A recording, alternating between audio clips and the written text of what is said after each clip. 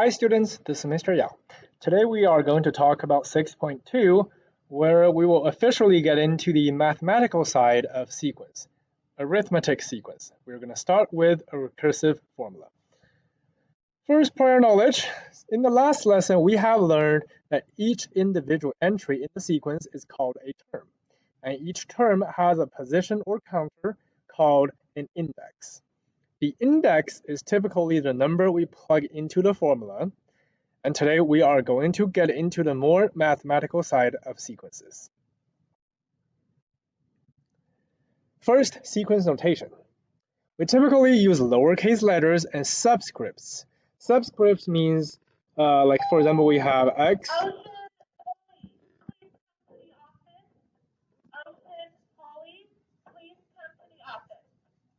For example, we have x. If it is x squared, that's called a superscript. But we are actually putting like things on the bottom, so that is called a subscript to present the sequence. For example, we can have a sub n, b sub n, t sub n. That's also how we say it. And the subscript n actually represents the index. So a sub 1 represents the first term. That means the term in the first position. B sub 9 represents the ninth term. That means the term in the ninth position. C sub 52 represents the 52nd term, which is the term in the 52nd position. Then we have these special ones, a sub n and a sub n minus 1. Because that number right there, or that letter right there is an n, so it represents the nth term. Again, this is like a function, so you can kind of think of it as f of x. We just don't know what x is as of right now. But we can still use it to represent other things, any things. Then in that case, n represents nth term, then n minus 1 will represent n minus 1th term. And it actually means the term before a sub n. Because if you think about it, if this one is like, say, a sub 5, then 5 minus 1 would be 4. Then that basically means this is a sub 4. A sub 4 is right before a sub 5. So a sub n minus 1 actually represents the term that is right before a sub n. There are two types of formulas, a recursive formula and an explicit formula. In this specific lesson, we are going to focus on recursive formula. A recursive formula uses previous terms to define the terms that follow. Because of this, a recursive formula must provide us with two things. Because if you think about it, let's say this is our first term, a sub 1, and then we have a sub 2, a sub 3, a sub 4. A recursive formula is basically saying, oh, if I want to know a sub 2, I have to know a sub 1. If I want to a sub 3, I have to know a sub 2. If I want to know a sub 4, I have to know a sub 3. Everything depends on the previous term. So that means that if I want to know like a sub 7, I need to know a sub 6. And I also need to know a sub 5. Then I need to know a sub 4. I need to trace all the way back to a sub 1. So I would have to know a sub 1. That is very important.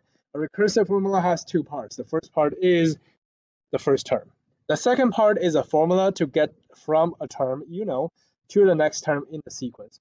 Or you can think it as just describing a relationship between two terms. That is two parts. These are the two parts of a recursive formula. Now let's see a few examples first on the notations. Example 1. A sub 3 means you're looking for the thing in the third position, or it's the third term. That's the first one, that's the second one. So that's a sub 1, that's a sub 2, this is going to be a sub 3. A sub 3 is negative 1. Example 2, a sub 8. I have 1, 2, 3, 4, 5, 6, and 7. I actually have 7 terms, so I need to find the 8th term by following the pattern. 1, 2, 3, so it's like going up, and then 3 to 1 going down. So 1, 2, 3 going up, so the next one have to go down again, so it's got to be a 2. A sub 8 is 2. Next, a sub 0 for example 3. A sub 0 means the term before a sub 1. That's what it actually means. So I'm going to need to go to a sub 1 and then trace back. You can see the relationship is divided by 2 for all of them. So I'm going to need to multiply by 2 to find the previous one. So a sub 0 is going to be 48. Same idea for example 4. A sub 0, everything is being added 6. I need to trace back, so I'm going to subtract 6. 5 minus 6 is -1. That is example 4. Now, let's look at how we can use the recursive formula. Example 5. A sub 1 is given, which is 7. And as you can see, the recursive formula has two parts. First, list the A sub 1, then list the relationship between A sub n and A sub n minus 1. So now, I'm going to write down, I'm going to try to find the second term, A sub 2.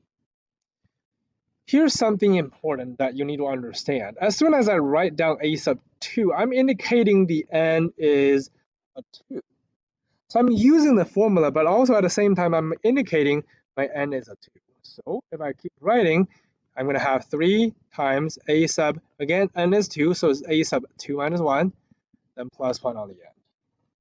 So you can basically see that is 3 times, my A sub 2 minus 1 is just a 1, so it's basically 3 times A sub 1 plus 1, which is 3 times, I already know my A sub 1 is 7, 3 times 7 plus 1, and it's 22. So that's how we found A sub 2. Now I can find A sub 3. So 3 times, so this time it means my n is automatically a 3. So I have 3 times A sub 3 minus 1 plus 1, which is 3 times A sub 2 plus 1. And A sub 2, I just found it is 22, so 3 times 22 plus 1, it is 67. I can follow the same pattern for A sub 4. That just means my n is now 4.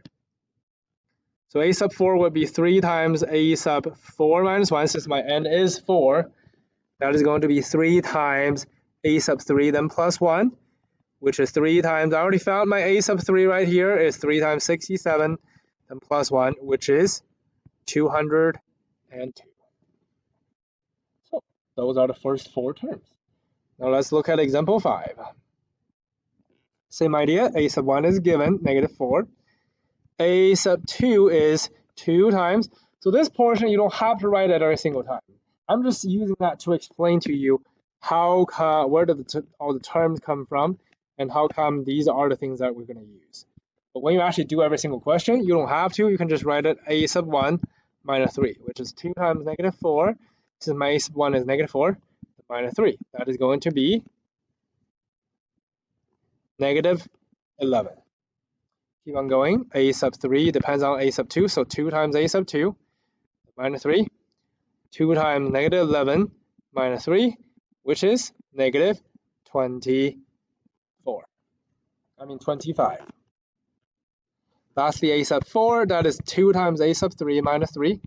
2 times -25 minus 3, that is -53. That is example 6. Hey, if you're going to the dance, you better get down there, because in about 2 minutes we're shutting the doors and nobody gets in or out unless it's permanent.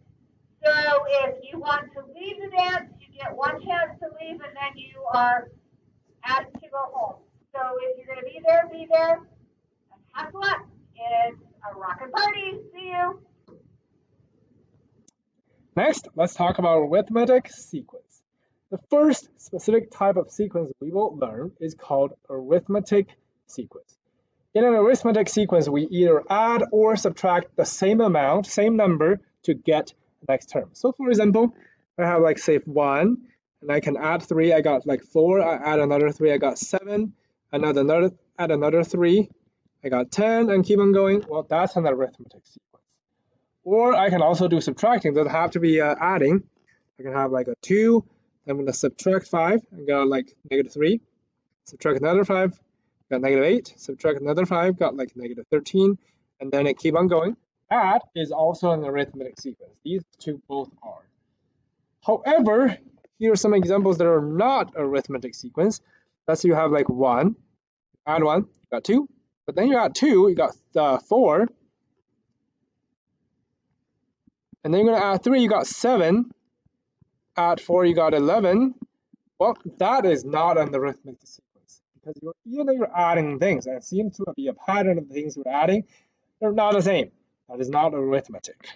Or let's say you choose to like multiply by 3, multiply by 3. Well, yes, you are using the same number, but they're not being added or subtracted. These are not arithmetic sequence. And if we look at one of the examples, between every single pair of terms, the numbers are the same, the differences are the same.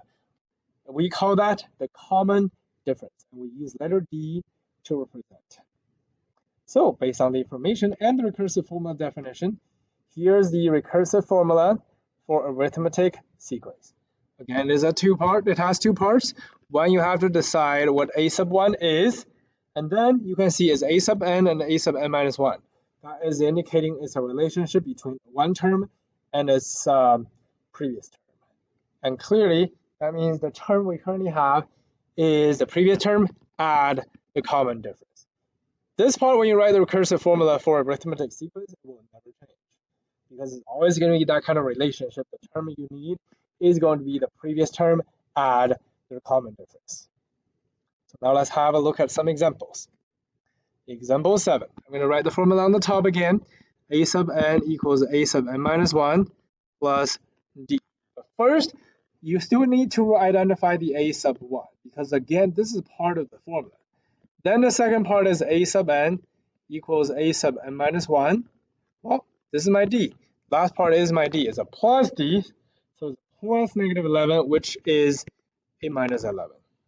So that is the arithmetic sequence recursive formula. Example 8, same idea. I got to list b1, which is 2. Now I got to list b sub n. It's b sub n minus 1. My d is 5, so plus 5. That is example 8. Next, example 9. This time, if you compare 9 and 10 with 7 and 8, you don't have a sub 1 and d listed given for you. Well, then you just need to easily identify them. A sub 1 is 4, my d, well, add 3, so my d is going to be 3. When I write the formula, a sub 1 is 4, then a sub n is a sub n minus 1, then I already know the difference is 3, so plus 3. Example 10. Start with 55, so a sub 1 is 55. You can clearly see between these two minus 6, so d is negative 6. You're like, wait, how come it's negative 6? How come it's not positive 6? Well, you always use the new one minus the previous one. That's how the pattern is. So I can write the formula, a sub 1 is 55, and a sub n equals a sub n minus 1, but then minus 6, because my d is a negative, so it's plus negative 6, which makes it just by subtracting a 6. That is everything for 6.2. Thank you.